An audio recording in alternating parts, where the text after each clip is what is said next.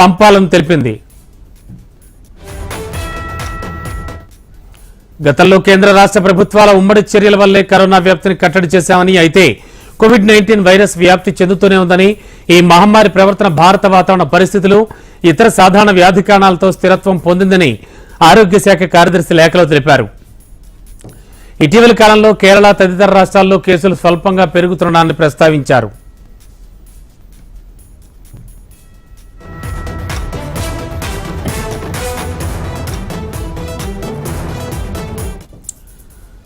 రాబోయే పండగ సీజన్ నేపథ్యంలో వైరస్ మరింతగా వ్యాప్తి చెందకుండా రాష్ట్ర ప్రభుత్వాలు తగిన చర్యలు తీసుకోవాలని కోరారు.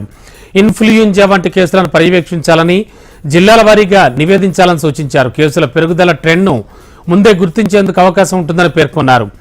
ఇక ఇదే అంశంపై మరింత అదనపు సమాచారం అందించడానికి ఢిల్లీ నుంచి మా కరెస్పాండెంట్ శిరీష్ సిద్ధంగా ఉన్నారు. శిరీష్, కోవిడ్ కేసులు మళ్లీ ఎక్కువ అవుతున్నాయని చెప్పేసి కూడా కేంద్ర ఆరోగ్య శాఖ అప్రమత్తమవుతోంది, రాష్ట్రాలను అప్రమత్తం చేసింది అంటున్నారు.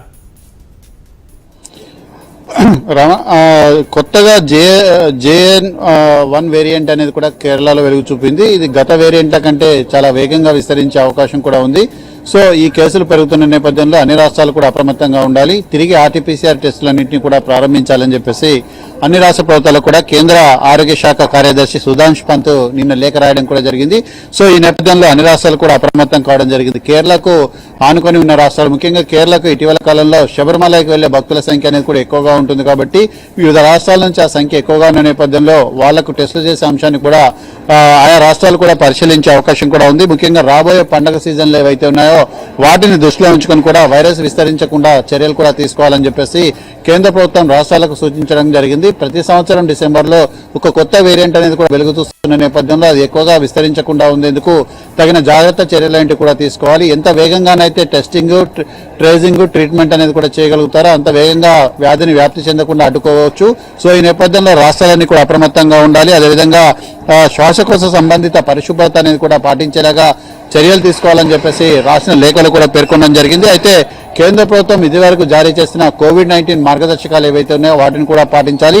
బహిరంగ ప్రదేశాల్లో మాస్కును ధరించడానికి తప్పనిసరి చేయాలని చెప్పేసి కూడా సూచించడం కూడా జరిగింది. అయితే జిల్లాల వారీగా ఆసుపత్రులకు వచ్చే ఎవరైతే ఇన్ఫ్లుయెంజా లైక్ ఇన్లెస్ వైరస్, అదేవిధంగా ఇతర జలుబుతో వచ్చే రోగులు ఎవరైతే ఉంటారో వాళ్ళందరినీ కూడా నిరంతరం పర్యవేక్షించాలి. వాళ్లకు టెస్టులన్నిటి కూడా చేయాలి. వాళ్ళ యొక్క వివరాలను ఇంటిగ్రేటెడ్ హెల్త్ ఇన్ఫర్మేషన్ ఫార్మాట్ లో నమోదు చేసి వాళ్ళను పరిశీలించాలి. ఒకవేళ వాళ్ళ గనక కోవిడ్ లక్షణాలు ఉన్నట్లయితే మొదటి దశలోనే వ్యాప్తి వాళ్ళ నుంచి ఇతరులకు వ్యాప్తి చెందకుండా అడ్డుకట్ట చర్యలు కూడా తీసుకోవాలి.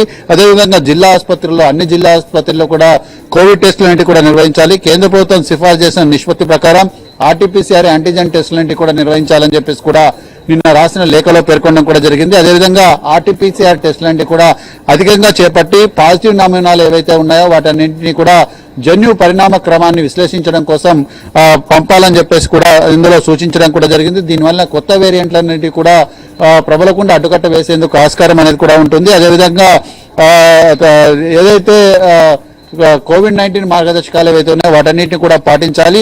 అయితే JN1 అనే వేరియంట్లో దీన్ని సోకిన వారిలో రోగి లక్షణాలు అంటే ఏ విధంగా ఉంటాయనేది కూడా ఇప్పటివరకు తెలియదు. కొన్ని కేసులు మాత్రమే నమోదయ్యాయి కాబట్టి అటువంటి వైరస్ సోకిన వాళ్ళ యొక్కను నిరంతరం పర్యవేక్షించడం ద్వారా వాళ్ళ ఆరోగ్యంలో, శరీరంలో వచ్చే మార్పులు ఏంటి వీటన్నింటిని కూడా జాగ్రత్తగా గమనించి నమోదు చేయాలని చెప్పేసి కూడా సూచించడం కూడా జరిగింది. అయితే దీనివల్ల ప్రజారోగ్యానికి ముప్పు ఉందన్న సంకేతం అనేది కూడా లేదు కాబట్టి కేసుల వ్యాప్తి అనేది కూడా లేకుండా చర్యలు తీసుకోవాలని చెప్పేసి కూడా చెప్తున్నారు. ముఖ్యంగా RT-PCR టెస్టుల ద్వారా JN వేరియంట్ను కట్టడి చేయవచ్చు. అదేవిధంగా ఆసుపత్రుల సన్నద్ధత, రాష్ట్రాల యొక్క సన్నద్ధత పైన కూడా రాష్ట్రాలకు సంబంధించిన అధికారులతోటి ఈరోజు కేంద్ర ప్రభుత్వం సమీక్ష సమావేశం అనేది కూడా నిర్వహించే అవకాశాలు కనపడుతున్నాయి. దీని ప్రకారం అన్ని రాష్ట్రాలను కేంద్ర ప్రభుత్వం అప్రమత్తం చేయడం ద్వారా వేగంగా వ్యాప్తి చెందకుండా అడ్డుకట్ట వేసే అవకాశాలు కూడా ఉన్నాయి. ఇప్పుడు క్రిస్మస్ వస్తుంది, తర్వాత సంక్రాంతి సీజన్ అనేది కూడా వస్తుంది, న్యూ ఇయర్ సెలబ్రేషన్స్ అనేవి కూడా ఉన్నాయి. వీటన్నిటిని కూడా దృష్టిలో ఉంచుకొని ఎక్కువగా జనాలు గుమిగూడకుండా ఉండేలా చర్యలేంటి కూడా తీసుకోవాలి. ఒకవేళ గుమిగూడినప్పటికీ కూడా పరిమిత సంఖ్యలో ఉండేలా చేయడంతో పాటుగా తగిన కోవిడ్-19 ప్రోటోకాల్స్ అనేవి కూడా పాటించాలని చెప్పేసి కూడా సూచించడం జరిగింది. సో దీనిపైన కేంద్ర ప్రభుత్వం రాష్ట్రాలతో ఎప్పటికప్పుడు కూడా నిరంతరం పర్యవేక్షణలో ఉంటూ ఆ రాష్ట్రాల్లో ఉన్న పరిస్థితులను కూడా పర్యవేక్షించడం కూడా జరుగుతోంది. ఓకే శిరీష్, ముఖ్యంగా వ్యాధి తీవ్రత కానీ వ్యాధి వ్యాప్తి మీద కానీ ఏమైనా కీలకమైనటువంటి వ్యాఖ్యలు చేసిందా అండ్ వీటికి సంబంధించి ఏం చెప్పుకోవచ్చు గతంతో పోలిస్తే?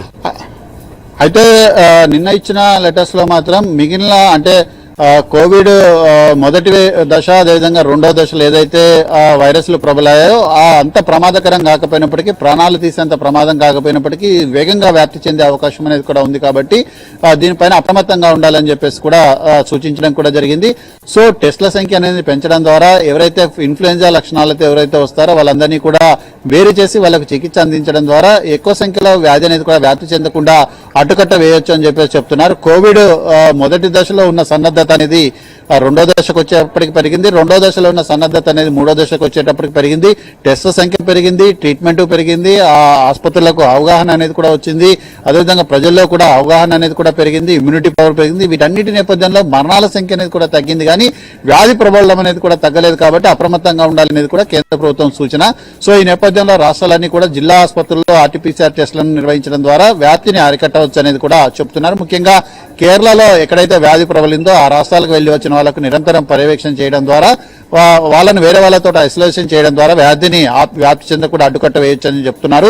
ఈ రోజు సమీక్ష సమావేశం అనేది కూడా జరుగుతుంది. కాబట్టి సమీక్ష సమావేశంలో కేంద్ర ప్రభుత్వం ఎటువంటి డైరెక్షన్స్ ఇంకా అదనంగా ఇస్తుంది అనేది కూడా చూడాలి. కాకపోతే వ్యాధికి సంబంధించి ఎటువంటి లక్షణాలు ఉన్నాయి, ఏం చేస్తుంది అనేది కూడా ఇంకా పూర్తి స్థాయిలో తెలియదు. కాబట్టి కొన్ని రోజుల పాటు దీన్ని పర్యవేక్షణలో ఉంచి ఆ తర్వాత ఈ వ్యాధి వల్ల అంటే ఈ వేరియంట్ వల్ల ఈ లక్షణాలు వస్తాయి, ఈ సమస్యలు వస్తాయి అనేది కూడా చెప్పే అవకాశాలు ఏంటి కూడా ఉంటాయి. రమణ.